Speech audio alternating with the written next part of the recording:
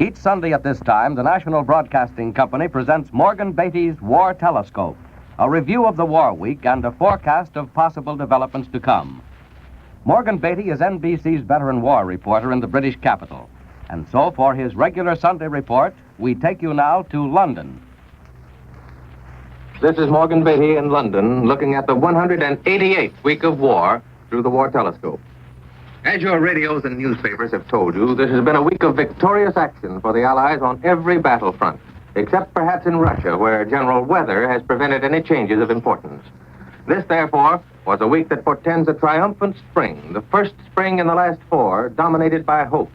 In the words of Britain's Minister of Production this weekend, Oliver Littleton, the spring of our liberation from the horrors and chances of war has begun, and we shall soon be in the high summer of military success. Now, Mr. Littleton is often free with his metaphors, his figures of speech, and he has sometimes in the past been over-optimistic, or perhaps. But events do give him now the benefit of the doubt, and we will overlook his literary flowers. But since the Allies are on the offensive march after all these years of waiting, I thought perhaps you'd like to go back over the last year with me to recall what was happening to us a year ago on the World War battlefronts.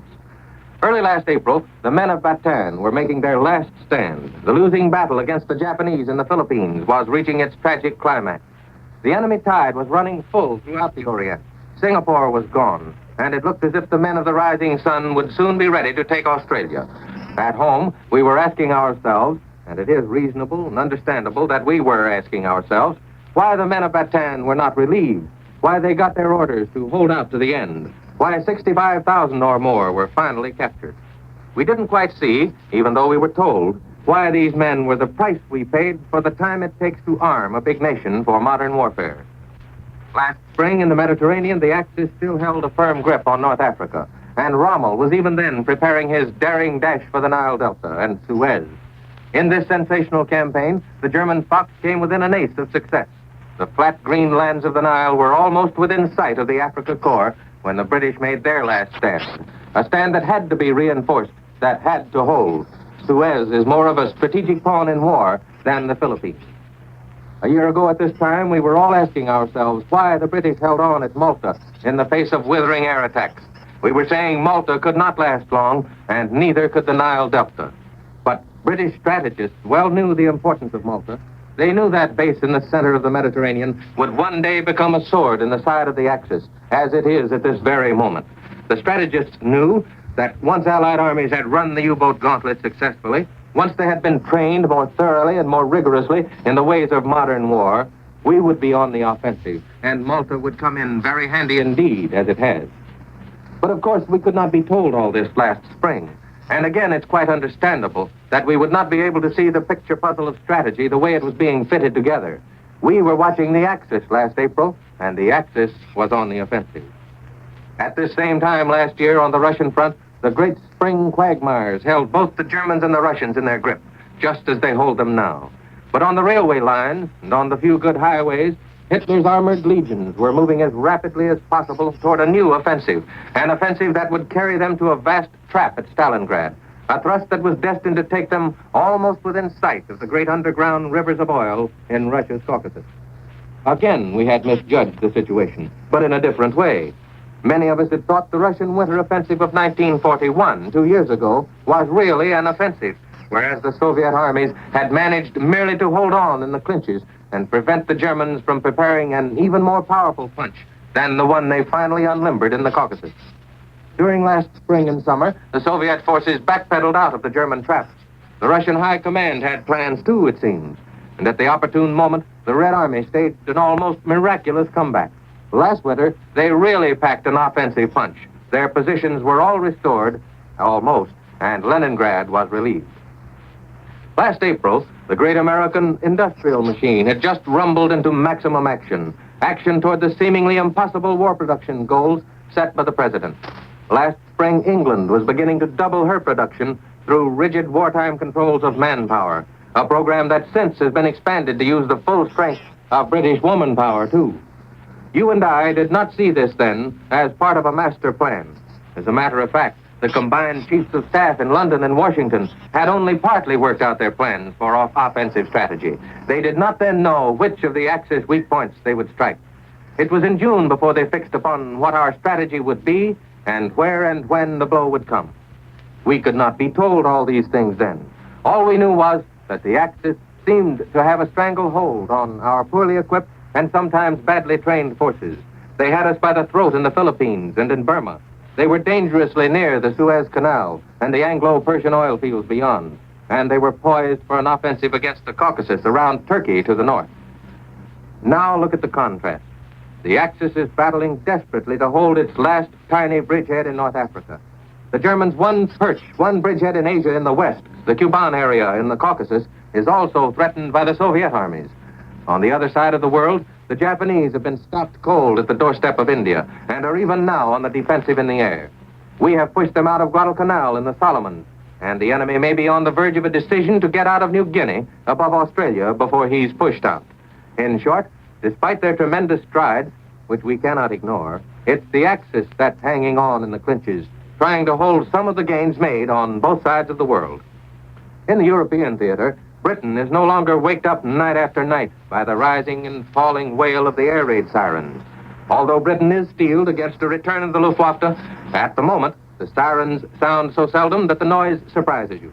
In the air, the RAF and the 8th American Air Force are carrying on offensive warfare day and night. Great German industrial plants have been smashed to smithereens time and again. The last series of attacks knocked out the great Krupp works at Essen for 4 solid weeks. But what has made this transformation possible? For it is a transformation. First, of course, we can now see the military principle guiding the Allied High Command. These men know they must not strike without adequate force anywhere in the world. The enemy on both sides of the world must see, by our military action, that defeat in the end is inevitable. Both German leadership and the soldiers in the field, in Tunisia, for example, must be made to understand that only a Dunkirk is possible at best in that theater. When that feeling has saturated the German army, it will communicate itself ultimately to the German people. That feeling of futility is the hampering element in morale against Rommel and his men now. As Oliver Littleton has said, we have made a beginning. We are in the springtime of victory. Even though the road ahead is dangerous, and on it we will find bitter disappointment from time to time. But surely there are other factors in the transformation from last year. Other forces played their part in the turn of the tide. After all, decisions of a high command are merely decisions. They aren't worth the maps they're pinned on unless they're carried out. There are the rest of us, the millions who must carry out the decisions, the commands. There's the regimentation, the rigorous yoke of duty that the British have accepted at the hands of their government. And there's regimentation back home in America. But despite bickering and backsliding, as the Baptists say, there's more and more progress. There are always 2, 3, even more steps forward for every one we slide back. And the people who take these steps, for the most part, are just ordinary men. They're not great leaders, nor yet are they men of military genius. They're men like Sergeant Ben Marcellonis of the 8th Air Force, stationed here in England. But let's go back 10 years for a moment. 10 years ago, Adolf Hitler rode to power in Germany. In the spring of that year, he began to fashion the shackles of Europe and the Germany of the next 1,000 years, as he thought. And about 10 years ago, perhaps in that same spring, a lad named Ben Marcellonis was busy one day in his father's workshop out in Dearborn, Michigan, working on another one of his gadgets. This time it happened to be a diving helmet he was making out of an old hot water tank. Young Ben had, shall we say, borrowed the air compressor hose from his father's filling station. His uncle had given him a hand pump. But Ben reached the height of his local triumph. He became the first youngster to walk underwater at his school swimming pool with the aid of a hot water tank diving helmet. But Ben grew up and went into the Army, and he came to England. A year ago, nearly. Ultimately, he found himself at a bomber station. Some weeks ago, Ben was busy as usual, working on the gadgets he loved. Sergeant Green, a combat man, came into his shop. But here's Ben Marcellonis to tell the story. Sergeant, why did Green come in there? What did he want the day he came in? Well, Sergeant, Green and Tompkins had been talking over designs for a gun mount in the Flying Fortresses. But why another gun mount, Sergeant? Haven't the forts got enough guns? Oh, they have plenty of guns, but the nose didn't seem to have enough protection. And those ME-109s were coming into the blind spot too often. Oh, I see. So what was wanted was a mount to put a gun on and in the nose, eh? Yes. You see, it's a pretty tough spot for bracing. Vibration is a problem in gun mounts. So the combat sergeant wanted you to help him figure out the answers. Right. He gave me the ideas he and Tompkins worked out, and I got busy. We didn't have any special materials for things like that, so I had to use what I could find around the shop. We had some steel plates and some old solid steel rods, a lot of odds and ends. I cut out the plates for a base and welded the rods on, using barbed wire for welding rods. And then... It couldn't have been that easy, Ben. Well, no, not exactly. It took about a week. Every time I got a chance, I'd take the gadget into the bomber and make a fitting. I'd bend the leg a little more, or straighten another one. But finally we got her in, and the boys tell me she worked. We had to make some more changes, and I understand the Army has improved on those. But just a minute, Ben. We're getting ahead of the story. We might just remind the radio audience that you and Green have been singled out to receive the Legion of Merit Award. Not just the regular award, but the officers' class for showing the, shall we say, big shot engineers how to improve the armaments of our flying fortresses. But we weren't thinking of that. We were just thinking about the bullets coming at the nose of the forts and trying to figure out a way to stop them. And it's a pretty simple gadget. It was a lot easier than tearing up alarm clocks back in Dearborn and making miniature motorboat motors out of them. Honest it was. That's your story, Ben. But I'll bet your father feels a little better now about all those hacksaws you bent and those cold chisels you dulled with your gadgeteering. I hope so. I started making gadgets when I was knee-high to a duck. I'm glad one of them turned out to be useful. I used to catch a lot of... Well, the old man had to work on me every once in a while when I was a kid. If all this makes him feel any better, I'm mighty glad and proud. Ben, what's more important is that your dad now knows one of his boys helped out the high command in a tight spot. That's why you're getting an award. There had to be a stopgap, a year of planning and defensive action before the Allies could really get going. In this one theater of war, for example, the British and the American high commands had to go in fast with something. The stopgap answer was a combination of day and night bombing with the Lancasters and Forts and Liberators. What they were really after was heavier, better armed planes. Planes that could engage and pin down the Luftwaffe. Soon they'll be getting these. Meanwhile, you've provided a heavier firepower for the fortress. It's that heavier firepower that helps the fortresses knock down German fighters at a ratio of 9-to-1. Your gadgeteering turned out to be a stroke of genius, and the Army's making your gun mount standard equipment on bombers. And what you have done has all come about in our year of crisis, the worst year. The skill you acquired, making useless diving helmets in Dearborn 10 years ago, for example, today is shooting down, slowly but surely, Hitler's air power. Hitler should have taken you into account 10 years ago, but he failed to do that, just as he failed to take into account millions like you.